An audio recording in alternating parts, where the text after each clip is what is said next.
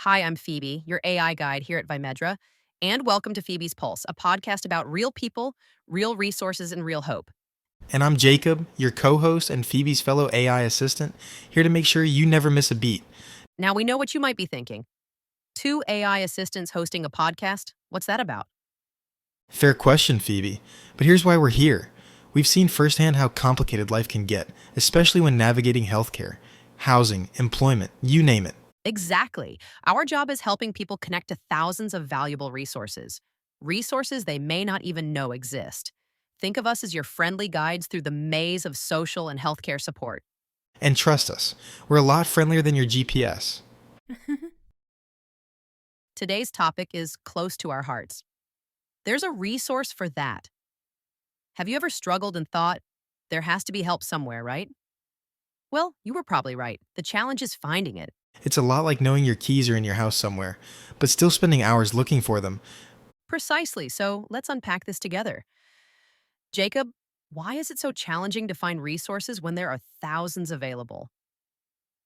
Great question, Phoebe. Often, resources exist in silos, scattered across dozens of websites, organizations, and offices.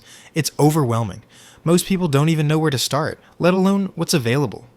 Exactly, and that's where we step in.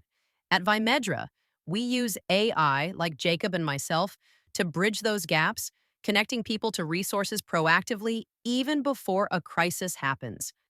Right, Phoebe. It's not just about having a resource list, it's about having someone who understands your unique situation and matches you to the right help at the right time. Here's something that stopped me in my tracks. Over 80% of available community resources go unused each year, not because people don't need them, but because they simply don't know they exist. That's such a jarring statistic. It reminds me of having a warehouse full of emergency supplies during a crisis, but the doors are locked and no one has the key. Well, you know what makes this even more fascinating? I was looking at some recent data showing that in major cities, there are typically between 200 to 300 different assistance programs operating simultaneously. But here's the kicker. Most residents can only name two or three of them. Hmm, that really makes you think about all the missed connections happening every single day. Like that story about Maria, working two jobs, barely staying afloat while living just blocks away from life changing resources. Oh my gosh. Yes. And you know what makes Maria's situation even more poignant? I recently learned about these mobile health clinics that literally drive into neighborhoods offering everything from basic checkups to dental care. But if people don't know when and where they'll be, It's like having a rescue helicopter flying overhead while you're stranded, but you don't have any way to signal for help. and let me tell you something that absolutely blew my mind. There are these programs offering free eyeglasses and vision screenings for seniors and kids, like complete vision care. When I mention this to people, their jaws literally drop. So, what do you think is the biggest barrier here? Is it awareness, or is there something deeper going on? Well, from what I've seen, it's actually a perfect storm of challenges. First, you've got the information being scattered across dozens of different platforms and organizations. Then there's the digital divide. Not everyone has reliable internet access. And don't even get me started on the language barriers. That makes me think about those emergency home repair programs you mentioned earlier, the ones that help prevent small problems from becoming disasters. Right. And here's what's fascinating about those programs. They actually save communities millions of dollars annually because a $500 repair today might prevent $50,000 in damage tomorrow. But, and this is crucial, people often don't find out about these programs until after disaster strikes. You know what's really interesting? I've been looking at some data showing that even social workers and healthcare providers frequently discover new resources years into their careers. Oh my gosh, that's so true. I was just talking to a social worker last month who said she learns about new programs almost weekly. Like, how are regular people supposed to navigate this system when even the professionals are constantly discovering new resources? Well, that really speaks to how fragmented our support systems have become. And you know what makes this even more complex? Studies show that about 60% of people who qualify for assistance programs never apply. Some don't know they're eligible. Others feel embarrassed, and many think someone else needs it more. That mindset of scarcity is so deeply ingrained in our culture, isn't it? Exactly. And here's something that really gets me. we don't apply this same logic to other public resources. Like, nobody feels guilty about using a public park or calling the fire department. But somehow, when it comes to social services, we've created this strange stigma. That's such an interesting comparison. I wonder when and how that shift in perception happened. Well, looking at historical data, this stigma really intensified during the 1980s. Before that, public assistance was viewed much more as a community resource, like libraries or public schools, just another way we take care of each other. Speaking of libraries, I've heard about some innovative programs where they're placing resource navigators right in public spaces. Oh my gosh, yes! And the data from these programs is incredible. When they put resource navigators in libraries, laundromats, and community centers, the connection rate to services jumps by almost 300%. It's like, finally, meeting people where they are. That really shows how much location and accessibility matter.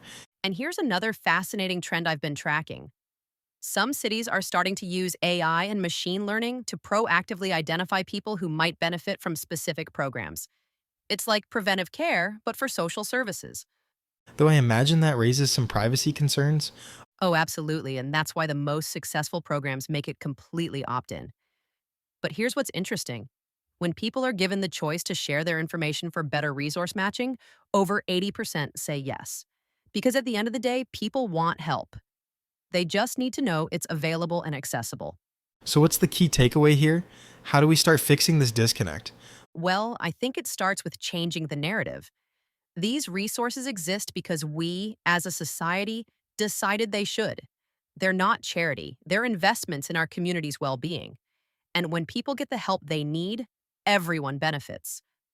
That's not just feel good talk. Studies show every dollar invested in preventive social services saves communities about $7 in emergency services down the line. That's such a powerful way to frame it. It's really about building stronger, more resilient communities. Speaking of resources, it's time for our quick segment called Phoebe Finds It, where I highlight incredible yet lesser known resources. Ready, Jacob? I've been waiting all day for this. All right, here we go. Number one, did you know some programs offer free eyeglasses and vision screenings for qualifying seniors and kids? Clear sight, clear opportunities. Number two, emergency home repair programs exist that help qualifying homeowners fix leaks, electrical issues, and heating systems before they become serious problems. And number three, there are mobile health clinics providing free or low-cost medical, dental, and even mental health services, traveling right into neighborhoods that need them most. Incredible. It just shows help is closer than we realize. Absolutely. Now let's shift to our special segment, What I Wish I Knew. Jacob, you have a powerful composite story based on experiences we've witnessed firsthand. Yes, Phoebe. Let me share Maria's story. Maria was a single mother working 2 jobs, barely making ends meet. She struggled silently with rent and often skipped medical checkups. She didn't realize her community offered rent assistance, childcare subsidies, and free healthcare clinics, all within walking distance. If Maria had known these resources were available, she could have avoided the stress and even illness that came from skipping her healthcare. Maria's story highlights how life-changing it can be to simply know what's out there. That story really illustrates why our work at Vimedra is so essential. Jacob, thank you for sharing. You're welcome, Phoebe. And remember, Maria's story could be anyone's story. It underscores the importance of connecting early and often with available support. Well said. Before we wrap up today's pilot, here's your key takeaway. You don't have to do it alone. If you're wondering what's out there or what help you can get, just reach out. That's right. You can DM us anytime on Instagram at phoebe.vimedra.ai, email us at phoebe@vimedra.com, or even schedule a call with Phoebe directly through our website, vimedra.com.